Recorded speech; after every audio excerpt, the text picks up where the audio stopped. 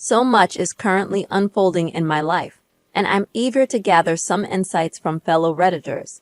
I'm a 31-year-old woman with a rather peculiar relationship with my sister Becky, who is 28, not her real name, of course. Becca was born prematurely and spent several weeks in the ICU before coming home. This early experience led our parents to spoil her mercilessly. Becky grew up with everything handed to her on a silver platter, while my younger brother Sam, who is 25, and I had to accept whatever our parents deemed best for us. We often heard variations of, "You're the older sister. You need to be responsible for your poor sister. Don't be a selfish brat. You need to learn to share things with your siblings."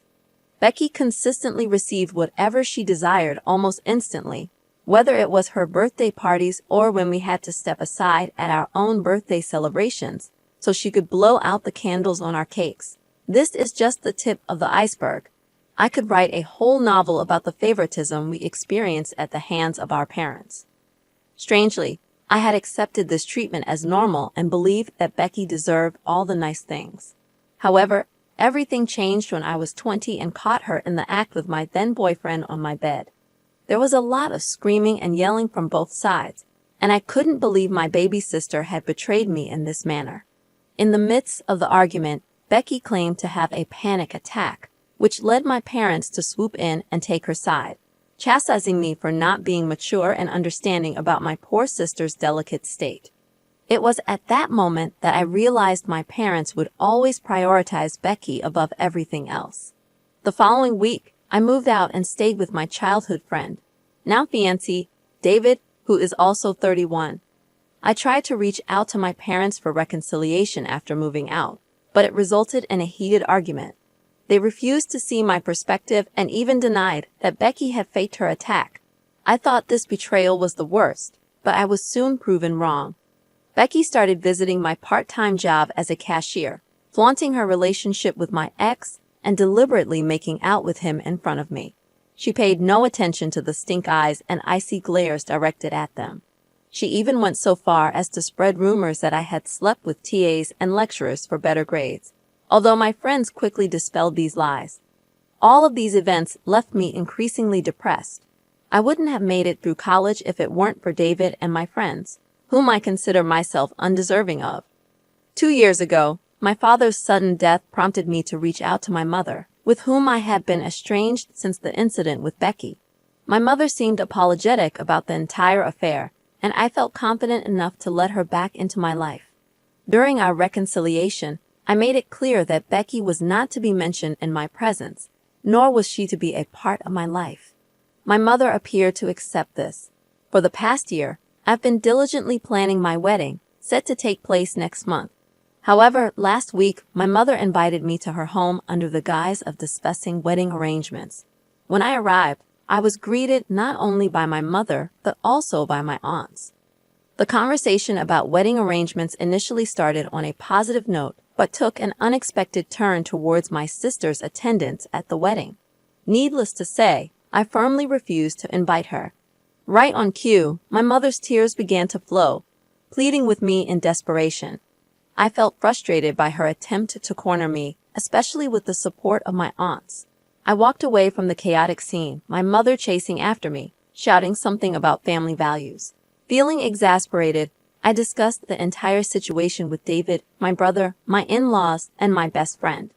Going over all the details only reinforced the fact that my mother would always prioritize Becky, disregarding my emotions and feelings. Finally, yesterday, I decided to make one last call to my mother to inform her that her invitation had been revoked. Shortly after the call, my phone started ringing incessantly. Relatives called to label me as ungrateful and childish, questioning my actions. To those who inquired about my relationship with my brother, he had remained in touch with me throughout and distanced himself from our parents once he turned 18, the fallout with my sister being the last straw. Now, onto the actual update. As many of you speculated, my mother had twisted the story to her advantage, painting it as a fight over a guy that led to me storming out of the house. These lies crumbled when one of my aunts called my brother, criticizing him for supporting me. He set the record straight by narrating the entire ordeal, leaving a pin-drop silence on the other end. Moreover, He shared screenshots of some message exchanges between him and Becky during their fallout, clarifying the situation. My mother faced severe backlash from multiple family members for her deceit, and most of them are now on my side. Despite this, she still has a few supporters, but they have been blocked from communicating with my brother and me. What should have been a joyous time in my life has turned into a chaotic spectacle. I can only hope that this will be the final update. Interestingly, today took an unexpected turn when I spotted my mother's car near my home. As I approached, my best friend decided to talk to her and convince her to stay away from me. As I sat hidden in my car, away from my mother's sight, my best friend approached her. It felt like an eternity, but after about 45 minutes, she messaged me that it was safe to come inside. Once settled in the house, my friend recounted her conversation with my mother. It appeared that my sister had faced some difficult situations in college due to her arrogant demeanor. The most significant of these was my ex cheating on her with another girl, leaving her heartbroken and with an STD. The news of her contracting the STD quickly spread among her friends and acquaintances, leading to resentment and hostility from many. Feeling alienated, Becky transferred to a new college far from home. She sought counseling there, which wasn't an option before, given my parents' resistance to the idea. According to my mother, Becky had cut off contact with her after our father's death. She seemed remorseful for her past actions. When the topic of my marriage arose, my mother devised a plan to invite her to force a reconciliation. However, my refusal to invite her thwarted these plans, preventing her favorite child from reuniting with her. My friend made it clear that the decision of who to invite was entirely mine and firmly warned my mother that any attempt to approach me would result in exposure on social media for the world to witness. I find myself torn about the entire situation.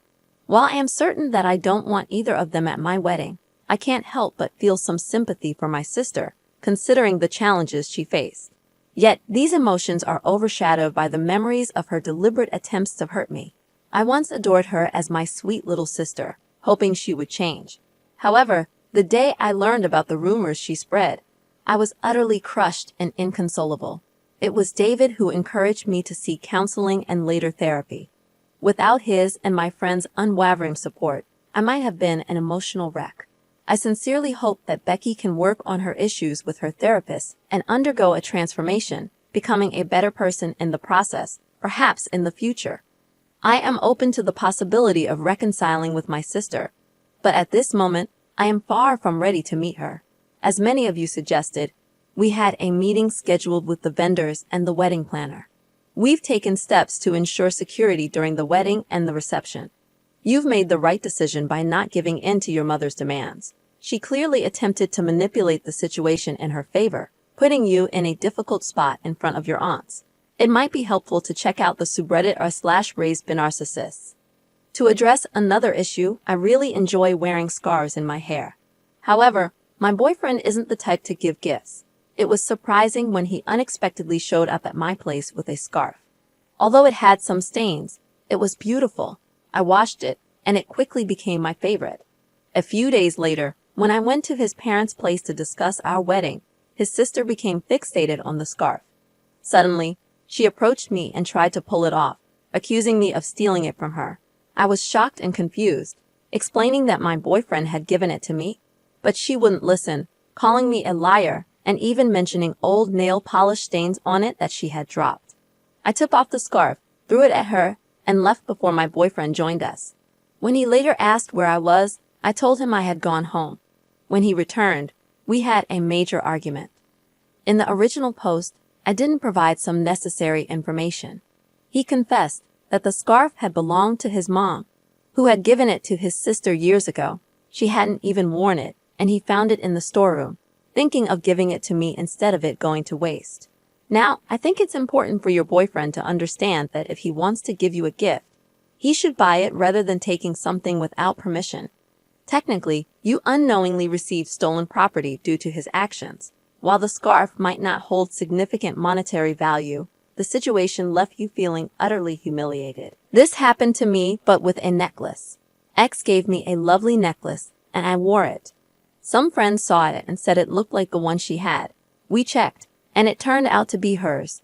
The catch on the chain was slightly loose, just as she described. After examining it further, there was no doubt it was her necklace. The person who had given it to me had borrowed it from her a week prior, and he had then given it to me. We were both incredibly angry. He became an ex, and thankfully, she got her property back. Your sister-in-law could have discussed this with you before accusing you outright. Most people don't wear stolen items in front of their owners, and there could have been another explanation, especially if you hadn't been in her room or had no access to her belongings. Her reaction was over the top, and she was clearly angry. However, your soon-to-be ex-boyfriend put you both in a terrible situation. He stole from her, gave it to you, and let you walk around wearing the scarf without ever mentioning where he got it. That's messed up. He's either oblivious to how bad it looks, or he's calculating. You should seriously reconsider being with someone like that. You deserve better than a stolen, stained scarf. I'm a 16-year-old male with an older sister who is 20. She moved out for university 2 years ago, and our relationship was fine until about a month ago when she suddenly went no contact with us. Some background information is important here.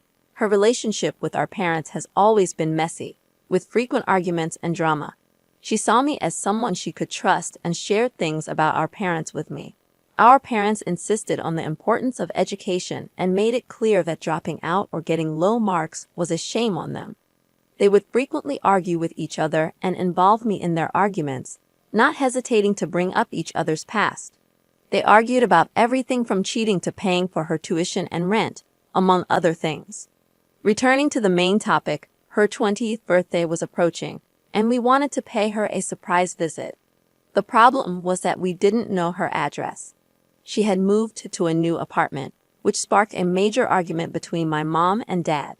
My mom blamed my dad for not taking her and dropping her off when she moved. This argument initiated everything. In summary, we tried to contact her through calls and emails, but my dad ended up going to the police to investigate, which led to finding out that she had dropped out and was in hiding. She had told me more about it, as she trusted me more than our parents. This is where I might have made a mistake. Later, while my parents and I were in the living room, they began arguing, and one of the main points was the fact that my sister had left us without notice. They were discussing possible reasons for her actions at this point. I was absolutely furious with my parents for their delusional behavior, so I blurted out something along the lines of, "Yeah, you guys scared her. You pressured her and created damn scenarios in her head. No wonder she doesn't like you. Who's your next target, me?" The next thing I knew, I was in a heated argument with my parents. They kept telling me to mind my own business and not interfere in other people's lives. It was like my sister's situation all over again. I couldn't take it anymore, so I told them to go to hell, stormed up to my room, and adopted the classic rebellious teenage demeanor. My 39-year-old uncle found out about the situation, and I explained everything to him. He supported me, further infuriating my parents. They accused me of ruining them, as if they couldn't care less, and refused to reflect on their own actions that led to this mess. Am I the one at fault here? Here's some unsolicited advice that might help, although it may not directly apply to your situation. I grew up in a similar environment. My parents would drunkenly tear each other apart almost every night. Sometimes I'd intervene to stop them. Other times I'd shout from the stairs, but nothing worked. At 18, before leaving for university, I confronted my dad and asked how long he thought they'd last. He didn't have an answer. What I didn't realize then was the deep psychological damage witnessing this had caused me. Faced with intimacy, I'd shut down entirely. Looking back, it was a flight or fight response. While I matured emotionally in some ways, my growth was stunted, especially in relationships. I never received therapy, and I regret not considering it. I managed to work through it on my own, but therapy would have been incredibly helpful. If possible, talking to someone about your experiences could be beneficial. Good luck. Well, look at the consequences of their actions. I'm sorry. OP, I'm not sure of a solution. Technically, you're stuck with them for a bit longer, depending on your situation. Perhaps you can consider living with your uncle if that's an option. I don't have specific advice for your situation, but I don't blame you for speaking your mind and telling them the truth.